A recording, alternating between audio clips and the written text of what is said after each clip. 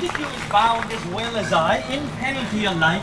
And 'tis not hard, I think, for men so old as we to keep the peace. Of honourable reckoning are you both, and pity 'tis you lived at odds for so long. But now, my lord, what say you to my suit? But say o'er what I have said before. My child is yet a stranger in the world. She hath not seen the change of 14 years. Let 2 more summers wither in their pride, ere we may think her ripe to be a bride. Younger than she our happy mother's maid. And too soon marred are those so early made. The earth has swallowed all my hopes, but she is the hopeful lady of my earth.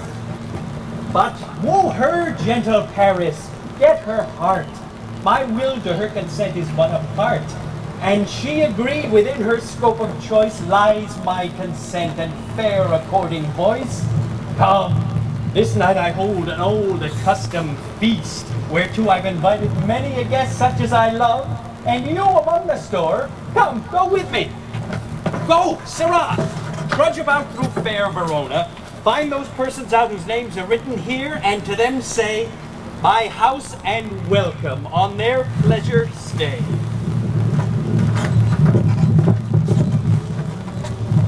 Find them out whose names are here writ.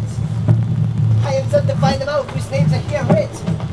But I cannot find the names the writing person hath here writ. Romeo, art thou mad? Mad, but bound more than a madman is shut up in prison, kept without my whipped and tormented and... God end, good fellow. God end. I pray, sir, can you read? Aye, my own fortune is my misery. Perhaps you have learned it without book, but I pray, sir, can you read anything you see? Aye, if I know the letters and the language.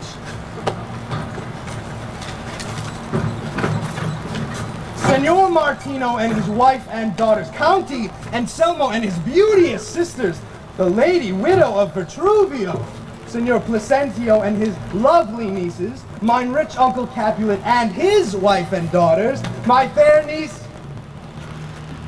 Rosalind. A fair assembly, whither should they come? Huh? Whither? To supper, to our house. Whose house? My master's. Indeed, I should have asked you that before. And I will tell you without asking. My master is the great rich Capulet. And if you've been out to the house of Montagues, come and crush a cup of wine. Rest you merry. At this same ancient feast of Capulets, sup the fair Rosaline, whom thou so lovest. Go thither, and with unattained eye compare her face with some that I shall show. And I will make thee think thy swan a crow. When the devout religion of mine eye maintains such falsehood and turns tears to fires, and those who often drowned could never die. Transparent heretics be burnt for liars, one fairer than my love. I'll go along, no such sight to be shown, but to rejoice in the splendor of mine own. Nurse, where is my daughter? Bring her forth to me. Now by my maidenheaded 12-year-old, I bade her come. What lamb? What ladybird? Go for me, where's this girl? What, Juliet? How now? Who calls? Your mother? Madam, I am here. What is your will? This is the matter. Nurse, give leave a while. We must talk in secret. Nurse, come back again. I have remembered me that thou hear our counsel. Thou knowest my daughter's of a pretty age. Faith, I can tell her age unto an hour. She's not yet 14. Well, I lay 14 of my teeth. She's not 14. How long is it now to Gamma's time? Fortnight and odd days. Not even all days in the year. Come Gamma's eve at night shall she be 14. Susan and she. God rest all Christian souls who have an age. Well, Susan is with God. She was too good for me. But as I said, come Yama's eve at night shall she be 14. That shall she. Married, I remember it well. 'Tis since the earthquake now. 11 years. Well then she could stand alone. Nay, by the moon, she could have run and gone all about. Even the day before she broke her brow. And then my husband, God be with his soul, was a merry man. He took up the child. Yea, quoth he, who was upon my face? Thou wilt fall backwards when thou hast more wit. Wilt thou not, June? And by my Haldam, the pretty wretch left crying and said, I'm blind, and I should live 1,000 years. I never will forget it. Wilt thou not, June? And the pretty fool instinted and said Enough of this, I pray thee, hold thy peace. Yes, madam. Yet I cannot help but not to think it should leave crying and say yea, quoth my husband, also for my face. Thou wilt fall backwards when thou comest to age, wilt thou not, June? Said I.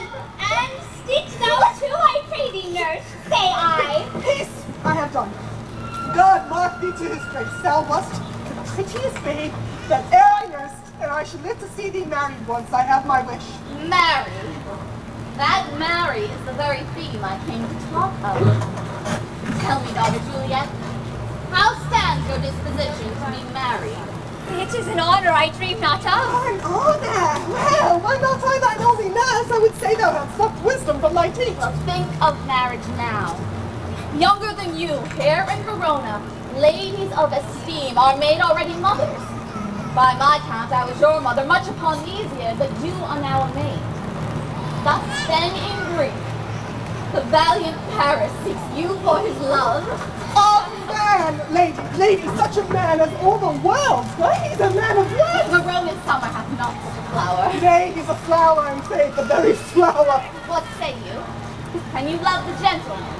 I look to like, if looking, liking move, but no more deep will I endart mine eye than your consent gives strength to make it fly.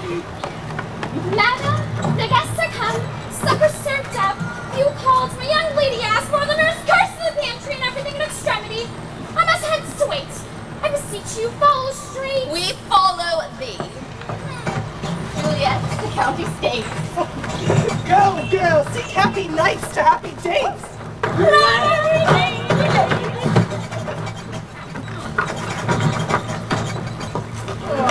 What shall this speech be spoke for our excuse, or shall we on without apology? Nay, let them measure us by what they will. Measure them a measure, and be gone! Give me a torch, I am not for this ambling bee, but heavy I will bear the light. Nay, gentle Romeo, we must have you dance. Not I, believe me, you have dancing shoes with nimble soles. I have a soul of lead, so stakes me to the ground, I cannot move. You are a lover. Borrow Cupid's wings and soar with them above a common bond. I am too sore and pierced with his shaft to soar with his light feathers, and being so bound, under love's heavy burden do I sink. And to sink in it should you burden love, to great oppression for a tender thing. Is love a tender thing? It is too rough, too rude, too boisterous, and pricks like thorns. If love be rough with you, be rough with love. Prick love for pricking, and you beat love down. Come, knock and enter, and no sooner in, but every man betake him to his leg. A torch to me, let wantons light apart, tickle the senseless rushes with their heels. I'll be a candle holder and look on. The game was never so fair, and I am done. Come, we burn daylight. Ho! Nay, 'tis not so. I mean, sir, in delay, we waste our lights in vain like lamps by day. And we mean well in going to this mask, but 'tis not wit to go. Why, may one ask? I dreamed a dream tonight. And so did I. Well, what was yours? The dreamers often lie. In bed asleep while they do dream things true. Oh, then I see Queen Mab hath been with you. She is the fairy's midwife, and she comes in shape no bigger than an agate stone on the forefinger of an old man, drawn with a team of little atomies athwart men's noses as they lie asleep. Her wagon spokes made of long spider's legs, the cover of the wings of grasshoppers, the traces of the smallest spider's web, the collars of the moonshine's watery beams, her whip a cricket's bone, the lash of film, her wagoner a small, gray-coated gnat, not half so big as a round little worm pricked from the lazy finger of a maid. Her chariot is an empty hazelnut made by the joiner squirrel or old grub, time out of mind to the fairies' coachmakers. And in this state she gallops night by night through lovers' brains, and then they dream of love, or courtiers' knees who dream on curtsies straight, or lawyers' fingers who straight dream on fees, or ladies' lips whose straight on kisses 3, with oft the angry mab with blisters plagues. Sometimes she gallops o'er a courtier's nose, and then dreams he of smelling out a suit.